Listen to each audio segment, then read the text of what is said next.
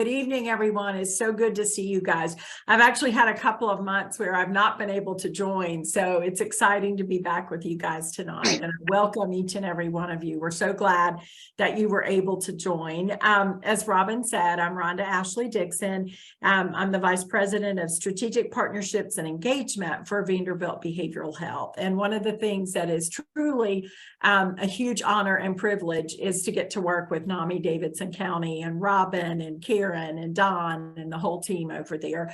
We value our partnership so much and are so appreciative of all of the work that they do and that they let us be just a small part of. So it's an honor to be here tonight. Again, we thank you for participating and for joining. Dr. Brinen, thank you so much. We appreciate you joining as well. And I'm not going to take up any more time other than to say if there's ever anything I can do for you guys, or if you need additional information on our services or whatever, just please reach out. Robin, Don, those guys know how to put people in touch with me. So welcome. Good to see everyone. Thank you, Rhonda. And I'll just do a repeat on that, in that we've had a very long-term, heartfelt relationship with Vanderbilt. This educational series that we do is just a part of that. There are many other things that we do together, and one of them is coming up. Some of you may have gotten something today or yesterday, and that is our annual walk has kicked off. And we're excited because we've had just in the last 24 hours, I think we've picked up 3 to 4 more teams for that walk, and at least three folks that have expressed interest in some sponsorships. So we're excited. We're in a new location this year. We outgrew Shelby Park. So this is the first time we're at the Bicentennial Mall Park near the Farmers Market. And, you know, it's like another new beginning to the walk. So we're real excited about that. At the end of this presentation, we will let you know what we have coming this week. We do have a lot of free support, and we appreciate this as part of our free education series. So without further ado, I would love to introduce to you, and it is my pleasure and with great appreciation that we welcome Dr. Aaron Brinen, who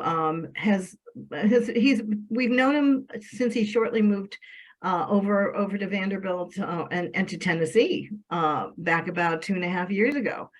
And his specialty is CBT and psychosis. He's going to fill you in on that with his expertise. And it's something for us at NAMI Davidson, with the folks that we work with. This is something that is very close to us. We hope that you find benefit in it. We're recording this, but we are not recording it visually. And we do that intentionally. We just record the audio. Please don't use last names. We just record the audio to maintain your privacy. But we have now 18 titles currently on our YouTube page, the NAMI Davidson Info YouTube page, of a variety of titles. And Dr. Brinen is going to generously share information. You don't have to take voluminous notes tonight, because he will be sharing this. You're welcome to, but he will be sharing his information. Anybody that registered for this program tonight will get a copy of that information, and then you can also visit the recording. And so, Dr. Brinen, I am turning it over to you. Thank you so much. Thank you for that really kind introduction.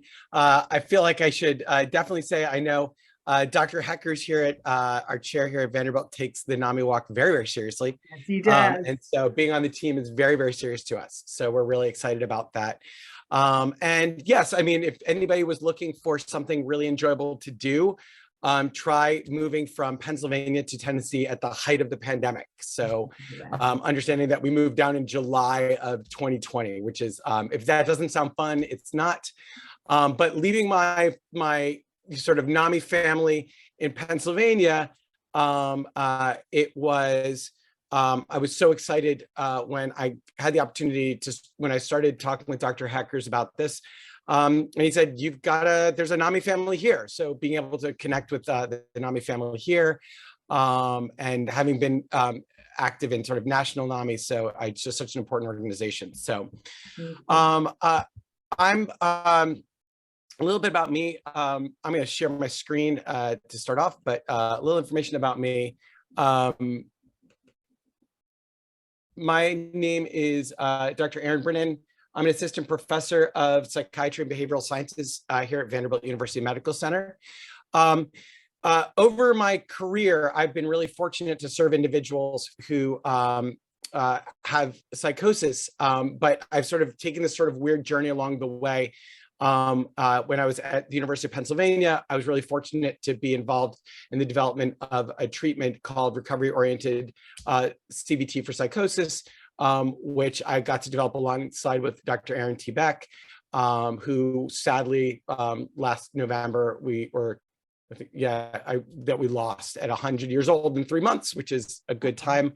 Really my life's work has been going around and training individuals in the treatment that I developed. Since coming to Vanderbilt, I've gotten closer with my colleagues in Oxford University in England, where they've been developing this program called the Feeling Safe program, which I've been working on, which I've gotten to sort of watch them develop along the way. And so part of the work we're doing here at Vanderbilt is studying one piece of this, the worry intervention, and we're going to start trying to implement this more broadly. So it's been really wonderful collaborating with them. In fact, they're such great collaborators and friends, they let me use their slides. So I appreciate that. So with that, I'm going to present today. For people who know me, have seen me present before, this is actually going to probably feel a little bit more sciencey than you might normally expect to hear out of a presentation by me.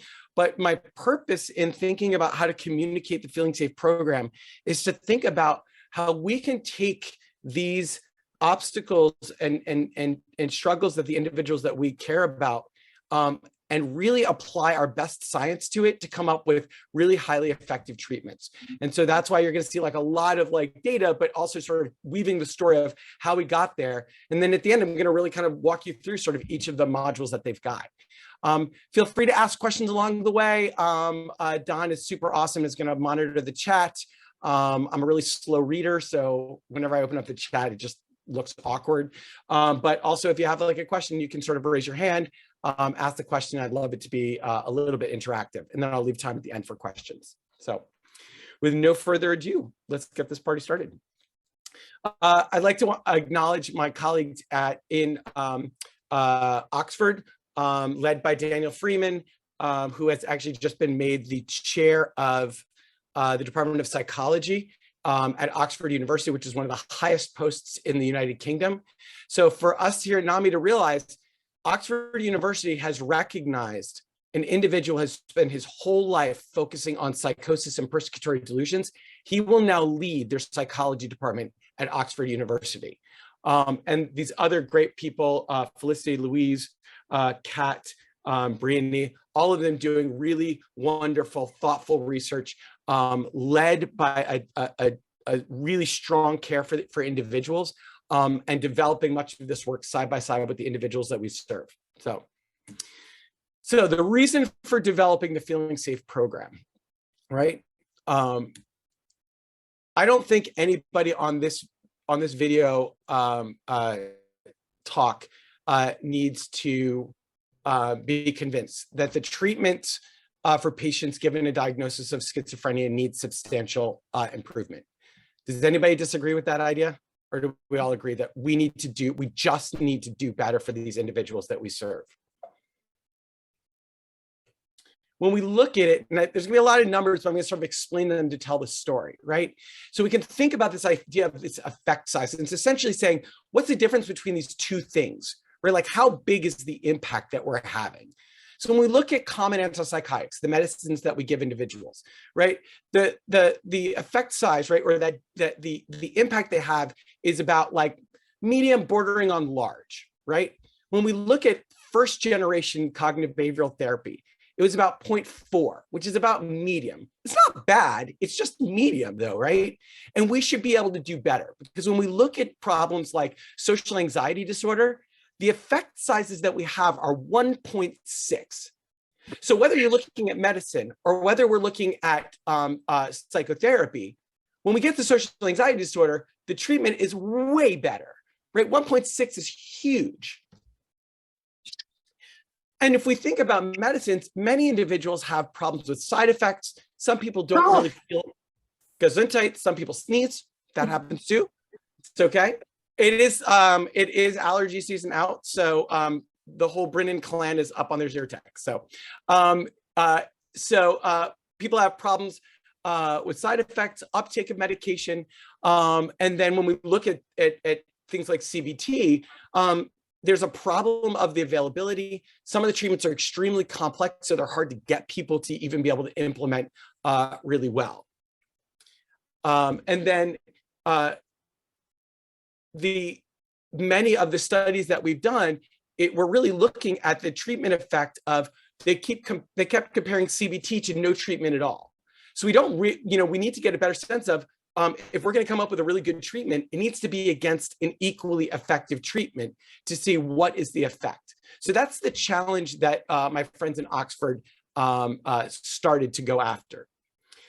So in order to advance the treatment, what we really needed to do was start getting more focused on individual experiences that the individuals are having. Because when you sort of like throw all of those symptoms in together, the studies really start to highlight that there's this independence between the different symptoms that people have. And so instead of us trying to treat all of schizophrenia or all of psychosis at once, it might be better to have a very targeted strategic approach for each of the symptoms that the individuals are having. And that's the approach that Daniel Freeman took as he was starting to target these treatments in the UK. We also wanted to make sure that we're kind of going after what are the causal factors, right? Instead of essentially having a bunch of fire extinguishers where like a symptom pops out and it's like you need a fire extinguisher, right? So I had this thing happen, I pop my fire extinguisher, I go psst, put out the problem. We wanted to go toward a more causal factor, right? So essentially like if you put down like fire retardant, right? So the fire stops breaking out altogether. And then with that, we can start developing a menu of treatment options for the individuals that we serve, right? We can say, here are the things that we can help you with. Which ones do you want? So the individual ends up in control. And finally, the important piece of it is to simplify the messages, make the treatments really active, and then make the contacts a little bit more frequent so that the learning can happen, right? It's sort of like the old stitching time saves 9 approach, really kind of being much more aggressive as we go forward. So we're going to start thinking about what are the clinical targets, right? It was to develop a treatment that has a large effect size in the reduction of persistent persecutory delusions. So this isn't a treatment for delusions. This isn't a treatment for psychosis or schizophrenia. This is a treatment that is solely focused on these unfounded or exaggerated beliefs of threats from other people. And they wanted to go after it in a way that the treatment would look a lot more similar to the treatments that we have for anxiety disorders. So then if we're thinking about what ultimately people refer to as persecutory delusions, what are we actually talking about? What are they? Think about what the experience is of being a human. As humans, and this is a great quote from Daniel, right? Every day, each of us must decide whether or not to trust other people. And we make that decision hundreds and hundreds of times a day. Every time we interact with somebody, we have to decide whether we can trust that person or not trust that person. And this can be a difficult judgment. The level of threat we face varies by individual, time, and place. Nonetheless, there's real threats from others exist, and these must be anticipated and judicious precautions put in place, right? And so that is the challenge that we face as humans, right? So paranoia, interestingly enough, is not a symptom. Paranoia is actually a feeling. In Beck's original book, Cognitive Therapy, the Emotional Disorders, one of the things Beck targets is paranoia. And in fact, when I talk with my friends from England, we're talking about it and they go, oh yeah, you just say somebody, you feel paranoid, I feel paranoid, we all feel paranoid. And I looked at my friends and I go, I can't say that to somebody in America. They go, what do you mean? I said, if I told somebody they're paranoid, they'd get really upset at me. And then they go, but why? We all feel paranoid all the time. All the time we have those experiences of other people might not have our best interest at heart. Like other people aren't on our side or threatening toward us. paranoia. And I go, yeah, you just can't say that to somebody else. And my friends were like, aghast. And I thought it was really funny. I said, oh, it's really interesting. Paranoid has become such a stigmatized word that we really struggle in using it in sort of day-to-day terms, the way that it was originally used. So when we keep thinking about what are they, right? These things that ultimately people refer to as persecutory delusions are these it's an erroneous thought that others are intending us harm, and it's held to a high certainty. Those are the two pieces that we're looking at here. So then the clinical target becomes pretty straightforward. Our goal in the Feeling Safe program is to help individuals feel safer, feel happier, and be more active doing the things they want in their life. And those are the phrases that we say over and over again. This is the target of our treatment. Be safer, feel happier, and be active doing the things that we want in our life. So the Feeling Safe program is not some therapy that was kind of cooked up, over a year or two. We're talking about a decade of developing this treatment. And Daniel followed this stepwise approach across the development of the Feeling Safe program. He started by establishing a better understanding of the causes of persecutory delusions, right? So a lot of work was done in identifying what are the causes of it, and then developing a treatment for each of those factors, and then developing a better suited therapeutic style for the individuals that we're serving. Testing out each of the elements individually. So before they developed the Feeling Safe program, they tested out each of these individually, showing that each factor present each of the factors is present, and that the patients would want those treated to begin with. Finally, working out how to combine each of the elements effectively, tested in a case series, and then finally tested in a randomized controlled trial. But instead of testing it against, say, a wait list or no treatment at all, they tested it against befriending. And befriending has an effect. It actually has a pretty substantive effect for it. And befriending was the original control condition that two of the researchers, Kingdon and Turkington, developed. But ultimately, befriending, we find at the end of treatment, has almost an equivalent effect to CBT. The effects don't last, but there is an effect to the treatment. Oh, and the important point also is that throughout the work, they worked side by side with people with lived experience to inform how to present it, how to develop the treatment, what was important to the individuals. So looking at the key outcomes, I've got actually a video to share, if that's okay, to sort of go through some of the key outcomes, and then we're going to go through those together. So any questions before we talk about the key outcomes? Any questions pop up for people? Okay.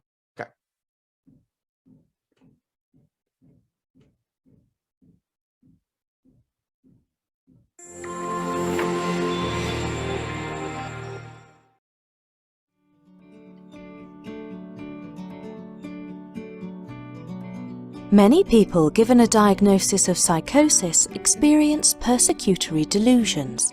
They feel very unsafe. These fears can make them withdraw from ordinary life. We want people to get back to the things they like doing. So we've developed the Feeling Safe program, the culmination of 15 years of research and clinical practice, and developed in conjunction with people with lived experience of the problem. Feeling Safe translates the best psychological science into a groundbreaking cognitive treatment for persecutory delusions. Over 20 sessions, the program helps people develop new memories of safety and address the factors that often maintain persecutory thoughts. For example, worry, poor sleep, or low self-confidence. This cognitive treatment is manualized and modular. Patients choose what they work on. It's an active therapy based on the belief that people make gains by trying things out in everyday life. The Feeling Safe trial, published in the Lancet Psychiatry, shows that the program is the most effective psychological treatment for persecutory delusions. 50% of people experience large benefits from feeling safe, with a further quarter making moderate gains. Conventional CBT for psychosis has a small benefit in reducing delusions, an effect size of 0.3 compared to treatment as usual. When we did the tougher test of comparing feeling safe to befriending therapy delivered by the same therapists, feeling safe produced a large benefit in reducing delusions, a remarkable effect size of 1.2. My life is so incredibly different now. I am in control of my life now, not my voices, not my paranoia, and not my worry, but me. Any questions? I'm going to break out some of this. Excellent.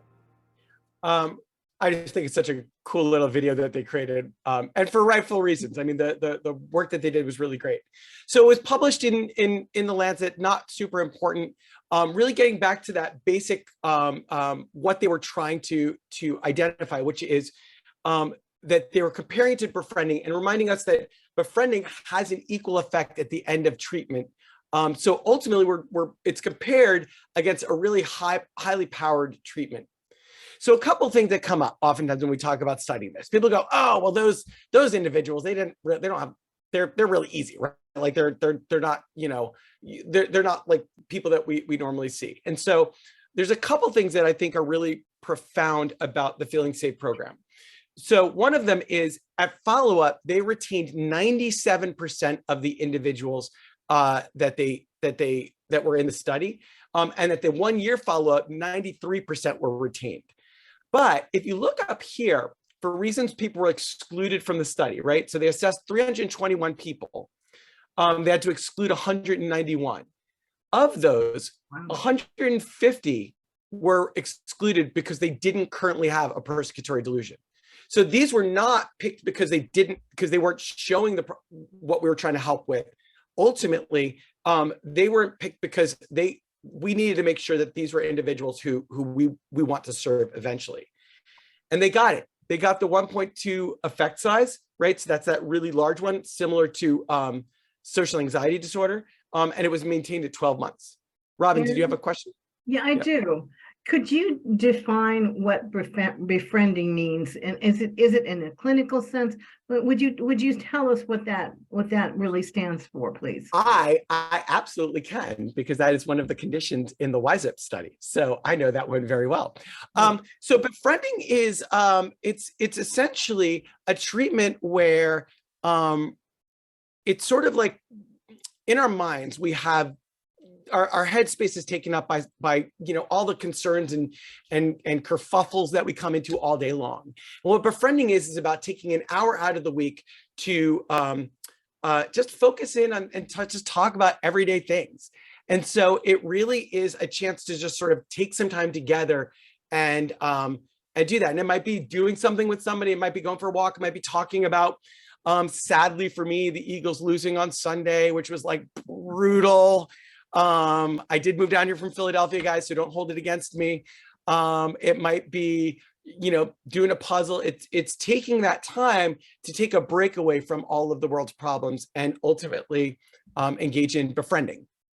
So, okay, thank you. And what we know is that it does have an effect, you know, and it actually has a pretty good effect size. So this is sort of what they describe, right? So about half the people recover. About a quarter of the people have like a pretty moderate effect. And then 25% of the people seem to like not benefit a whole lot. And they're continuing to sort of figure out why those individuals might not have benefited from it.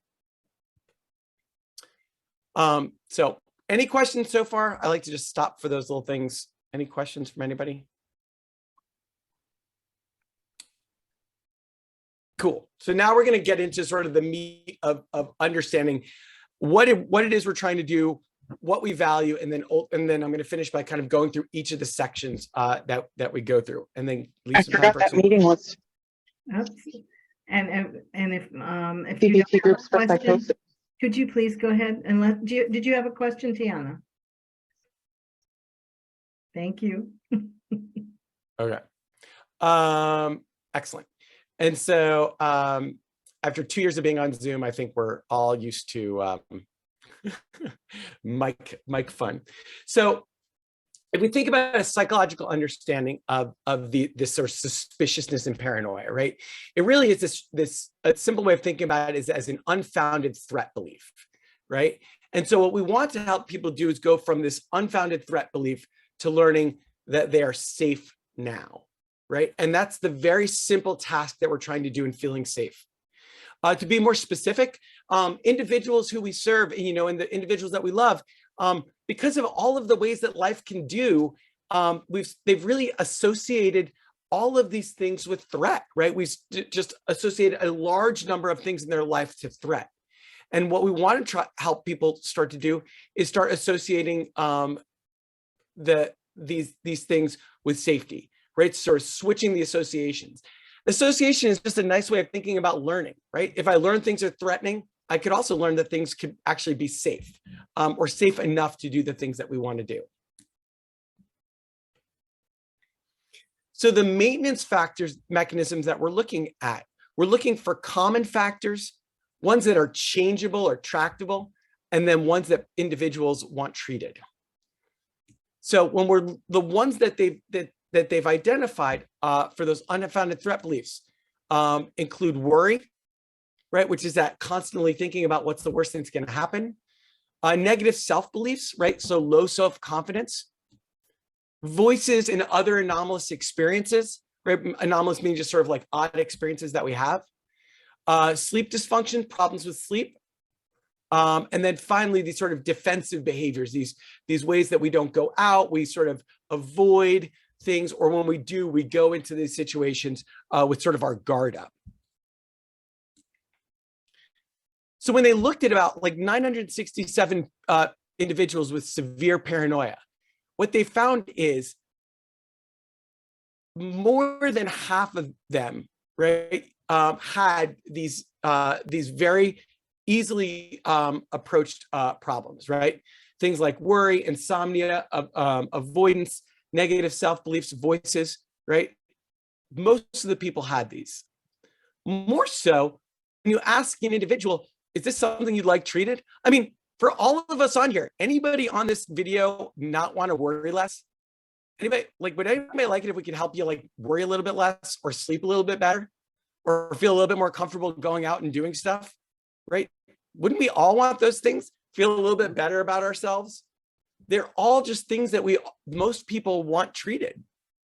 I used to say to people, there's people pay any amount of money for me to treat like worry and sleep and, and feeling better about yourself, right? Like, it's just true. They're the things that we want treated.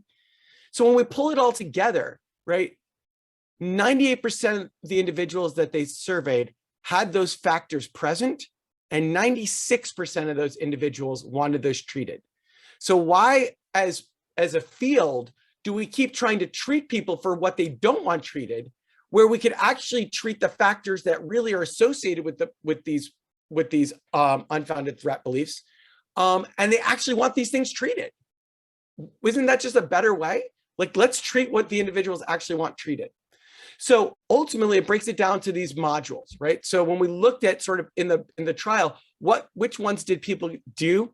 Most people, really the goal of the treatment really was for people to do the feeling safe enough, which is essentially going out and dropping the defensive behaviors and sort of going out into life. But 50% of people did self-confidence, 44% did worry, and then voices, and then sleep, right? And so most of the individuals did about 3 of the actual modules in the clinical trial. The principles that were really guided by is making sure that what we're talking about is understandable, trying to avoid any jargon, because like, who wants to hear some doctor spouting jargon at them again? Like, I don't. Providing examples that resonate with the individual, right? So it's, so for example, we talk in the worry intervention that worry is like an avalanche, right? I think people can really relate to some of these ideas. Or self-confidence is like a garden that we grow. Really making sure that we're using the individual's descriptions and taking a real positive view of it, right? If you notice, the name of it's called the Feeling Safe program, right? So we're going to reframe all of what we're doing as in a positive valence. So that way it really is focusing on building up better things in our lives. And really, we also keep our eyes open for how is the individual kind of appraising what we're talking about. So here's just a couple examples of how we've shifted it, right? So the overall topic, instead of saying we're moving from safe to unsafe, we're going to go from feeling safe to feeling safe enough to do what you want to do, right? Instead of, we talk about sort of worry that it takes up a lot of headspace, that thinking about it constantly, we can turn our mind to better times. Instead, we're also going to be thinking about it as the intervention is winning against worry, gaining control over what you want to think about. Confidence, being overly self-critical, feeling bad about self. It's going to be about gaining self-confidence. So it's really about sort of moving toward these positive ways of seeing the experiences that people are having. So I'm going to take a quick second to look at any questions that have come up. Okay. So, perfect. So the values that we really hold when we're doing the Feeling Safe program, and these are really crucial, and they drove both the development of the treatment as well as the way that we train people to do the treatment, as well as the way that we provide the treatment. So the first value is that we meet many people who, because, life can be really rough, right? Have started to underestimate themselves. Their confidence might have been knocked down, but when we approach this, believed in everyone's potential, and really focusing on those individuals flourishing. And we want to be really respectful. And so we go at the pace that the individual wants to. We also, I don't know if you've gotten the sense that I could be a little bit of a nudge, right? So we also are going to figure out, like, how do we get out and try those things out, and try new things out, right? Because if we continue to do things the way we've always done them, we're probably going to be stuck in the way we are. So it's really a therapy that's about discovery, being creative, getting out there, and trying new things out and seeing what do those things fit. The things that fit, we keep. The things that don't fit, we don't keep. And so then the idea is to try it out in our everyday lives. And like I said, some of the ones that work, we're going to build on. The other ones that don't, we're going to remove them. And we want really us to focus in on helping people change for the future. So we don't spend a lot of time in the past. We spend a lot of time sort of figuring out the future and where we're going next. And then really this idea that when people have difficult times, it's because there's a number of different factors coming to play all at once. And so it's sort of the old adage of the way they eat a whale is one bite at a time. And that's really the approach that we take in the treatment, is that we figure out how everything is laid out, and then we attack it one at a time. So we're not constantly throwing different things at it, but we go systematically through each of those obstacles. And then this idea that it really has worked for many people. And so ultimately, it's based off of good psychological science. And so it's really about alongside the individual and working side by side in this sense of discovery.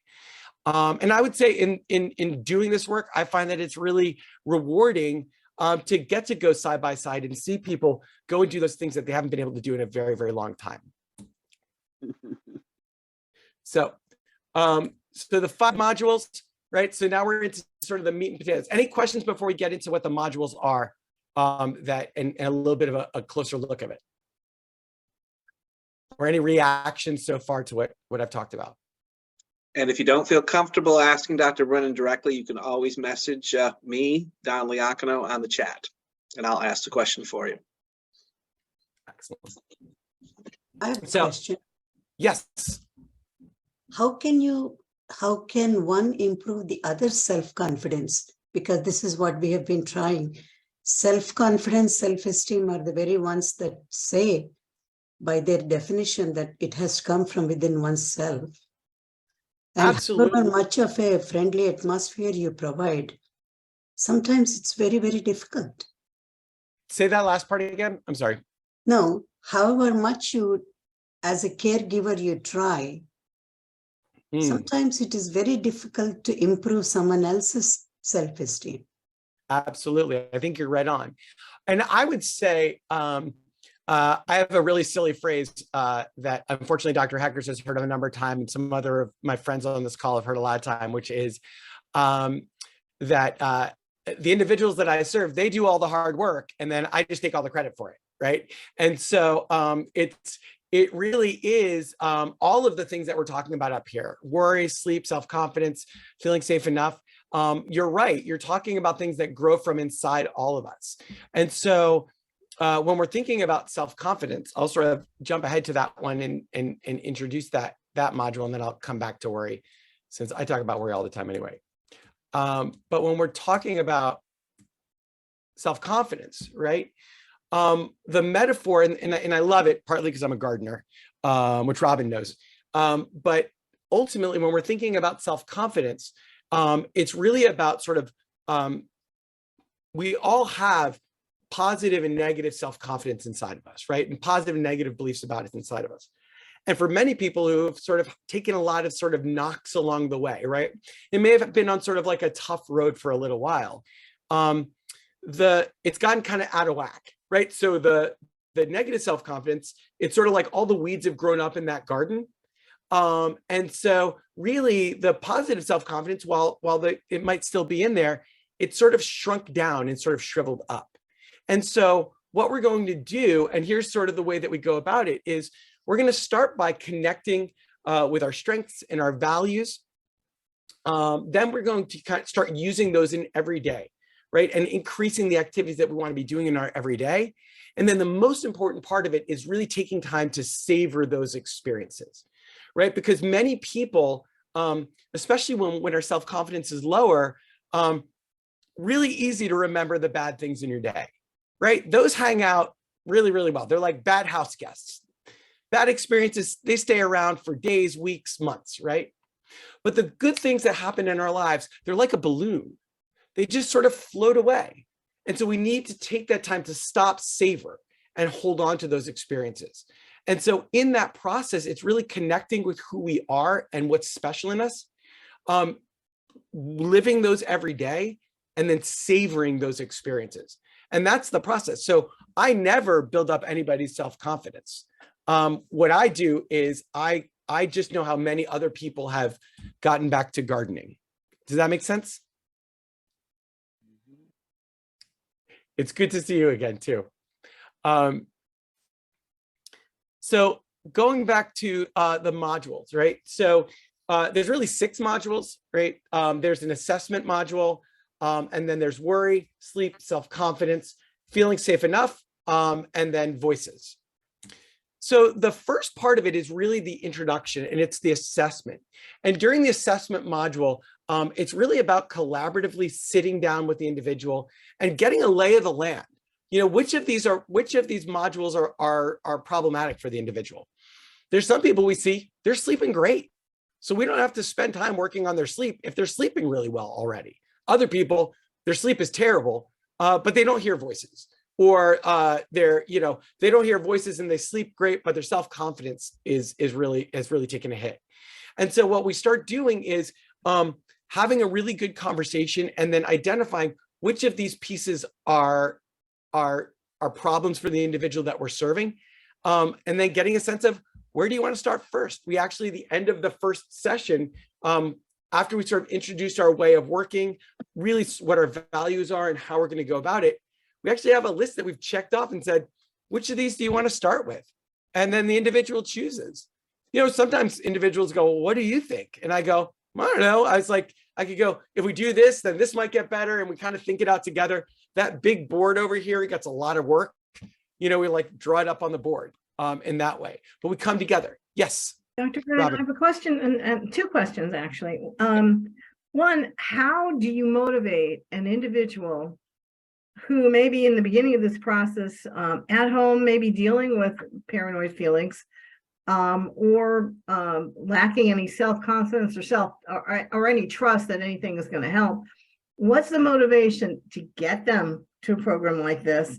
And then you mentioned the community psychiatry that you guys are going to be working on. And, you know, I hear the word community and think that that is then probably open to the general public without the restrictions that we sometimes see. You know, so I'm just wondering if that's people with 10 care or anything like that. I think that part of it is we're still trying to, I don't know kind of what's going to be happening next with that part of it. I think the first question is a really great question about how do you motivate somebody in?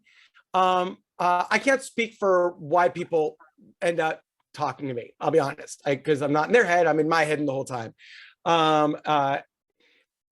It's very much a conversation about where do you want to be going in your life? What's important to you? What do you value? And what if we could feel a little bit more comfortable? And it's really talking about this idea of, you know, do you notice that you worry sometimes? Do you find that you're thinking about that a lot? Or do you notice like, yeah, if I was worrying and I'm not sleeping, it's going to kind of take a hit to my self-confidence, right? Like I'm going to feel a little bit more like down about myself. And saying, is that true for you? And really kind of pulling those pieces together. So, and again, I can't speak for why people engage in the treatment. When we're talking about these things that, again, when I look at the factors, what up here of most of these are not things that we all struggle with. I mean, they really are. I mean, worry, sleep, self-confidence, feeling safe to go out and kind of do the stuff and feeling comfortable doing the stuff that we want, right? So those are all factors that are really, it's not about being broken. It's not about anything. It's about, let's solve the problem that you've got. And oftentimes people do want to worry less. So I think coming from a place of collaboration, and then coming from a place of, let's target the things that are bugging you. But again, I can't speak to why people engage, but that's oftentimes how I get people sort of on board to just trying things out and working side by side. Thank you. Dr. Brinen, we had a couple questions in the chat that were, I believe Robin may have touched on one of them, but we've been asked, how does someone join this program or receive the treatment? And is it based on the kind of insurance you have? So that is, I think that's that's going to be a moving target soon. The treatment right now, there are some of us here at Vanderbilt who know how to do the treatment. My hope is, or not my hope. Oh, I forgot to also mention, I'm the director of psychotherapy training for all of the psychiatry residents here at Vanderbilt. So some people are going to be seeing a lot more, you know, are going to be, I feel like it's important that we all know how to approach individuals and do really good psychotherapy for individuals with psychosis. So we're hoping to have more availability to provide this treatment in the upcoming year. And so that's sort of the best information I've got right now. Initially right now, I think a lot of it does revolve, I mean, I don't like to say it revolves around insurance, because there are people who can see folks if they are funded by TennCare, but hopefully we're going to see that open up a lot more as we get forward. Not to sound super, I feel like that was like the most cryptic answer I've given. So I apologize for that. All right, we got one more question before you continue. This person said, it sounds like the individual must have enough insight to recognize that their feelings are problems that they want to resolve. I'm puzzled about how to get a family member to want treatment. So I think that's a really interesting, you know, and I go back to, if I go back to the slide, you know, because I think that's a lot of times the reaction that people have is that they need to have insight. I think one of the things, and again, if you think about this loved one that you might have in your mind, when you present the idea of, do you find that you're, you know, it seems like this takes up a lot of your headspace. It feels like you're always you're constantly stuck in this idea of worrying about, you know, what's going to happen next. Or it feels like this is really taking a toll on your self-confidence. Would you want to feel a little bit better about yourself? I find that many people that they go, yeah, this is problematic for me. This is, I don't like that feeling, and so that I find people really kind of get on board with. And I would say in the Wise Up study, which we're doing here, which is, I guess anybody who would want to potentially get the worry intervention or befriending, we are doing a trial here at Vanderbilt, and information has gone out about Wise Up. It's being led by a brilliant psychologist here, Dr. Julia Sheffield. And actually at least two of the therapists I know are on this call right now. I won't call them out by name, but I'm one of them. And so you can get the worry intervention that way.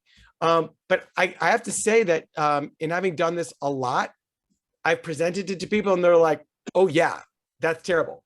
But going back to this slide, the number of people with severe paranoia who have worry, insomnia, avoidance, negative self-beliefs, and voices, there's a lot. I mean, 79%, 65%.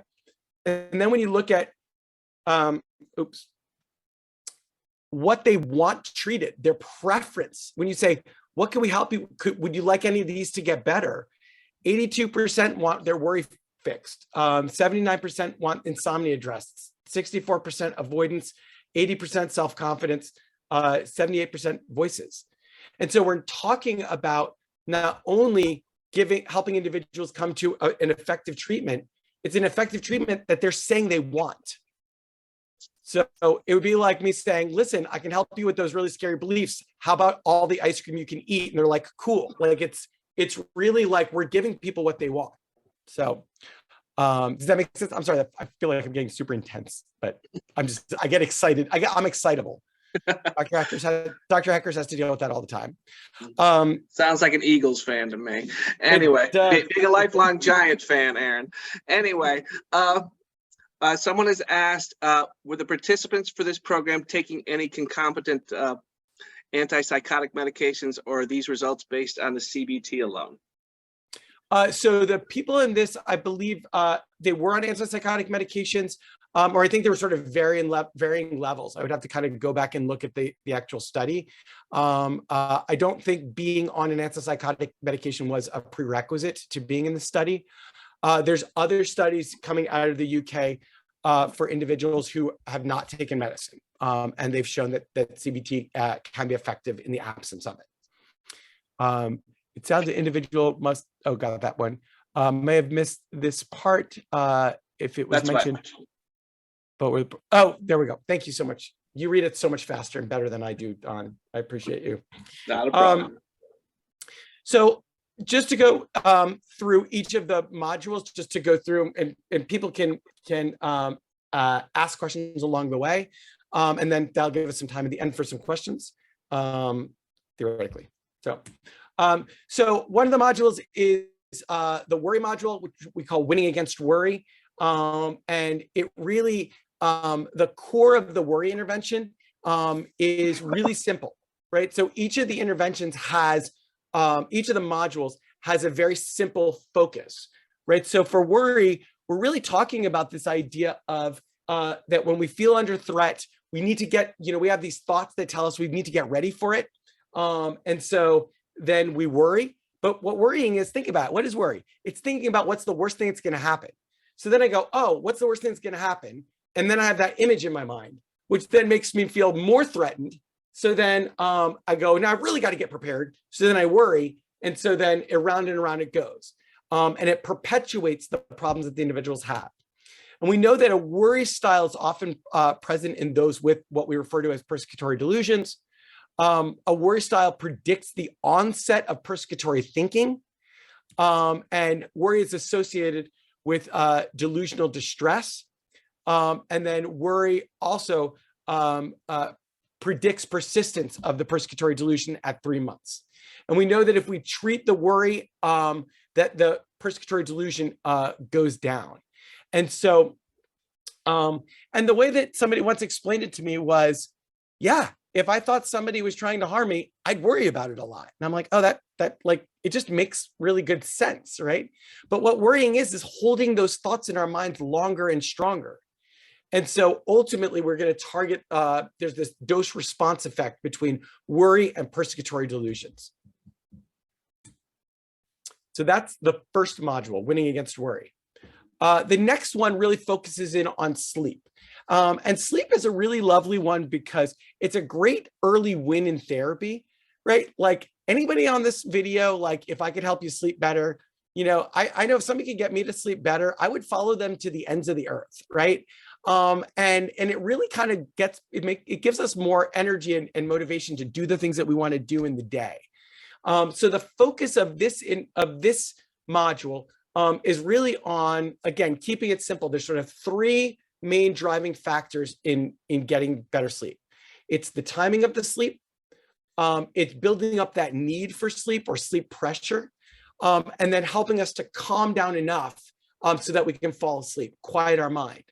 There's also the ability to do modules if people have things like nightmares or waking up in the middle of the night. There are other modules in there for individuals who that's what they're dealing with as well. But it's a really simple, straightforward approach to getting people better sleep. The reason we want to think about sleep is that there's this knock-on effect that we can see, right? So for individuals with insomnia, and I think it's like 4 out of 10 people with early episode psychosis have more than one sleep disorder. So to see how prevalent sleep disorders are. But if we, there's this effect size, right, between insomnia and functioning, depression, anxiety, paranoia, hallucinations. They're small, but they're there. And so we see that there is this knock-on effect of poor sleep makes everything much, much more difficult. So they've done a series of studies really looking at it, randomized trials, trials looking at others, looking at nightmares, even doing sleep interventions on the inpatient ward, right? And they've just found this large effect size on their ability to improve sleep. So we can actually be successful at what we're trying to hit. And then a high uptake of therapy. People love this one. People love doing it. That brings us to self-confidence, which we've already talked about a little bit. I appreciated talking with the good doctor about that. And really that idea of helping individuals connect with their strengths and values, using those every day, and then savoring those experiences. It's actually, Daniel created a book for it, which is the most obnoxiously bright yellow book on happy. You can be happy, the scientifically proven way to change how you feel. And if you don't think seeing a British person hold up this obnoxiously cheery of a book, if they don't think that makes you giggle every time they do it, you don't know me. So I'll just say that. But it's a really, it's a nice book that outlines what they do in the treatment. The next module is feeling safe alongside hearing voices. And so this is obviously for individuals who are hearing voices as well. And there's just some small ways that we go about helping individuals to feel safe alongside their voices, right? Because the voices really can drive a lot of those fears of others, right? So figuring out a space in therapy that feels safe to talk about the voices, starting to understand them a little bit better, finding out if there's a ways to get breaks from them, kind of do a little bit of time out from them, and then trying to decide how reliable those voices are along the way. And that brings us last to feeling safe enough, right? And that's really the core of it, is getting back to living your life. Remember what we say over and over again, feeling safe, safer, happier, and doing the things that we want to do. So once we have a number of these modules on board, it's really about getting out and seeing how can we feel safe enough to do the things that we want to do in our life, starting to test it out, drop those sort of behaviors that make us feel safe in the moment, but ultimately reinforce the idea that we're this feeling, this sense of being in danger over and over again. So those are the modules. This is the Feeling Safe program overall. I'm excited to continue us expanding the availability here at Vanderbilt, both through our clinical ability to do it, as well as through research as we move forward. And so with that, I'd like to just open up to any questions people have. One quick question. Yes. I missed that author, that book, Happy. Daniel Freeman. And anybody else who wants an overview of what became the Feeling Safe program, another book of his is Overcoming Paranoid and Suspicious Thoughts by Daniel Freeman. I got the book. So both are good books. So questions anybody has? Aaron, are you familiar with over in England, Action for Happiness? Actually, I am not. I'm not. I like it a lot. It's very practical. We have some of their calendars on our website, and they publish those calendars in, I think, 19 different languages. And cool. There'll be a theme every month, very, very practical, simple actions. And they also offer some seminars and things. But when you were talking about Daniel Freeman and his book on happiness, and I knew it was from England, I just wondered, I just looked it up. There didn't seem to be any relationship. And this is definitely for laymen, but we've had a lot of people respond to those calendars. And cool. In particular, our connection with Verizon nationally. And so they've got people around the country actually, taking those actions. And it just, what you're doing here, as simple as it sounds, and we know there's a lot more to it, but at the same time, I think having people understand that sometimes simple actions are important actions. They do make a difference. Yeah, So, I appreciate what you're saying, Robin. My friends, whenever we talk about this, you're right. It can sound really simple, right? 5 modules. Come on, how's that going to work? And the way that they, it's like more isn't better. And so what they talk about is, yes, the worry intervention is simple, right? And I feel really fortunate that Dr. Musatukes is on here tonight. And she'll speak to it. It feels really simple, but the idea is, think about like a really, really fancy restaurant. They don't put a lot on the plate, but what they do well. And so you're right, there is more to it. It's about not just delivering these, but or delivering interventions, but delivering these very straightforward, but there's not a lot of moving parts, but doing them really, really well. Each part is trying to do the best you can, which is, my great honor to get to do. So thank you. You're I think welcome. sometimes too, it's about the intention we do things with. Yeah. Stop sharing now. Do we have anyone else with any questions? We can't always see you when there's so many of you, and it's delightful to see so many of you. And of course, Don is available in the chat if anybody would like to ask a question to be. And I'm going to quickly share something you mentioned, Robin, just so everybody can see an example. A quick internet search I found, at least, yes, this is for December 2017, but you can find the Action for Happiness calendars online if you look for them. And if you go on to the NAMI-Davidson.org website under groups / resources, you'll see those and some mood journals too. I see M raised her hand. You're muted. Hi, Marshall. It takes you. I had a quick question. Have you noticed any or had any patients with long haul COVID that maybe have exacerbated some of these delusions? So I've seen long haul COVID, and so but I don't know that I've seen anybody with long haul COVID out of the individuals who I've served who have psychosis. So And I think I just recently, I think I went for like my yearly physical, and my doctor was telling me about like psychosis in the context of long haul COVID, but I just haven't heard a lot about that. All right, thank you. Aaron, we've got a question in the chat. Where can we get information about participating in the Worry module trial?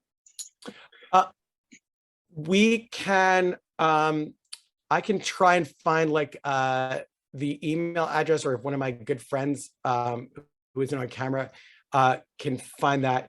And I don't know if we can just send out that blast one more like again for it. But if you look up Dr. Julia Sheffield at Vanderbilt, I'm trying to think who we contact. That's really terrible. Aaron, how long is it going for? Because if we were to wait, we always send out community information on Wednesdays. Would it be too late to repeat that next Wednesday? No. It would be perfect on Wednesday. Okay, so Don, we should already have that.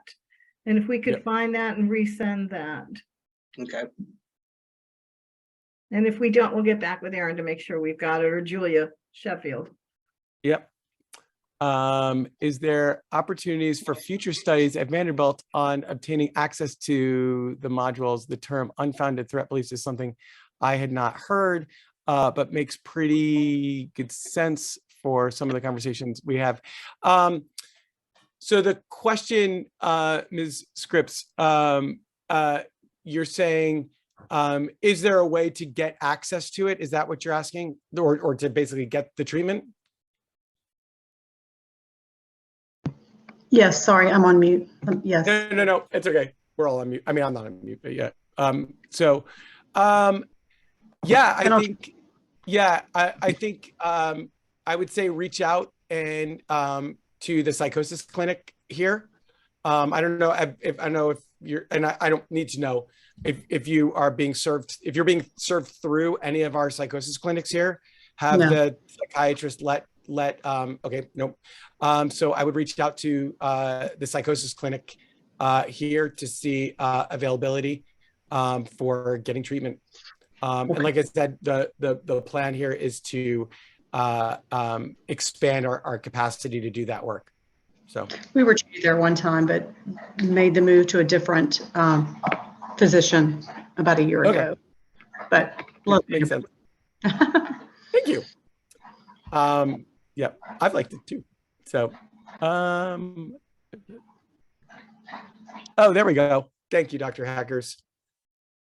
Oh, and Dr. Hackers, I told everybody how seriously we take NAMI walks. So I let them know that, I think, before you got here. Other questions people have? We'll let everyone know who needs to check the chat. Alexandra has shared, if you're interested in the Worry intervention study, you can send our research team an email at psychresearchstudy@vumc.org, or you can call. If you can't see the chat, just direct message me and I'll send it to you. Perfect. And then, like I said, this or like Robin and Dom are saying, this Wednesday it'll go out in the blast. So excellent. If people don't have any other questions, I just want to thank you guys for your attention. I know that your it's Wednesday. Okay, your Wednesday nights are really valuable to you, and it's your time, and we only have so much time to spread around. So I appreciate you spending it with me. One of the things I think about oftentimes is that I've spent much of my career traveling away from my family, right, in order to try and do this type of work, right? Because I know really deeply that every one of these individuals is somebody's father or son, brother, sister or daughter, that these are people. And so we live in a world right now where we can continue to demand the best treatment for these individuals because they're amazing. And every person is amazing. And so we can demand these treatments, and we can also apply the scientific rigor to this, and we can get better effects. The better we do it, the better we can. And so we just demand that of the people who are serving us. So I appreciate you guys. If I can ever be of service, please do not hesitate. And I hope you guys have a fantastic night. And I will see you guys at some point soon. Hopefully in NAMI walks, because I think finally I'm not going to be out of town for NAMI walks. Well, So. that'll be great. That's awesome. I know. Bonnie's going to Yeah. come. Bonnie Yeah. for NAMI walks. That's right. So Aaron, we really would like to thank Dr. Brinen for all that he has shared this evening, and you for your attention, and being here, and some of the folks that are here from Vanderbilt tonight. I am going to, so thank you so very much. This will be, Don will post this, but I would like Don Liacano, our program coordinator, to share some of the things that we have coming up very soon that might help you or a family member that might be dealing with some of this stuff. So Don, I'm going to hand that over to you to share.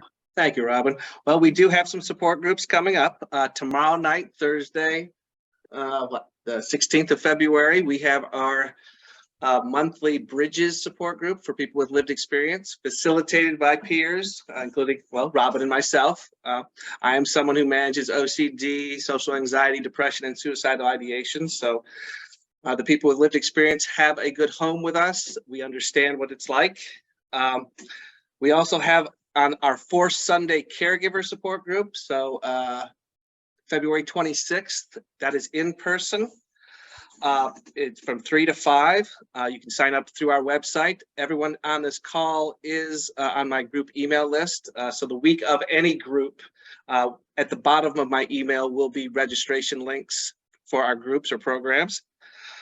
We have our spring family to family class starting on March 4th, Saturday. We're holding it for 4 straight Saturdays at a community partner in Madison.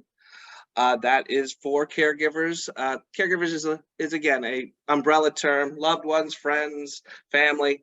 However, you're concerned about someone who has a mental health condition or several people. So please reach out to me at outreach@namidavidson.org if you're interested in the family to family class. It is 4 Saturdays from 10 to 4, but it's very informative, but it's also supportive. You're in the class with facilitators and other people who are living this day to day. When it comes, we have one more thing I'd like to mention is we do have another educational session next Wednesday night, the 22nd. We have the therapist from the Just Us program at Oasis and the executive director from Nashville Launchpad, which is a shelter that specifically targets 18 to 24-year-old youth LGBTQI. Our education session from 6:30 to 8 next Wednesday will be about LGBTQI youth, their well-being. We're calling it a care and share. How we can best serve that population of youth. LGBTQI youth and adults, quite frankly, have a much higher rate of suicide, higher rate of mental health conditions. So should be a very informative program, and we'd love to see you there. Thank you, Don. Thank you very much. I want to thank our hosts again, and Rhonda Ashley Dixon, and of course, Dr. Brinen. So good night to all.